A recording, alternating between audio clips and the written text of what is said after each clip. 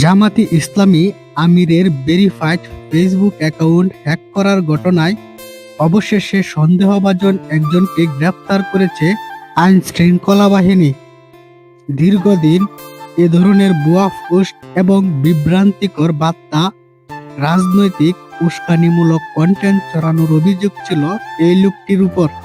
এই তো 2 দিন আগেও জামায়াতে ইসলাম আমিরের ভেরিফাইড ফেসবুক অ্যাকাউন্টটি হ্যাক করা হয়েছিল, আর সেখানেও মহিলাদের বিরুদ্ধে ভুয়া পোস্ট করা হয়েছিল। অবশেষে সেই হ্যাকারকে গ্রেফতার করা হয়। প্রাথমিক জিজ্ঞাসাবাদে গ্রেফতারকৃত ব্যক্তিকে স্বীকার করানো হয়েছে, প্রযুক্তিগত কৌশল ব্যবহার করে অ্যাকাউন্টটির নিয়ন্ত্রণ নেওয়া হয়েছিল। তদন্ত কর্মকর্তারা জানিয়েছে এর পিছনে আরো কয়েকজন জড়িত আছে, কিন্তু তা খতিয়ে দেখা হবে।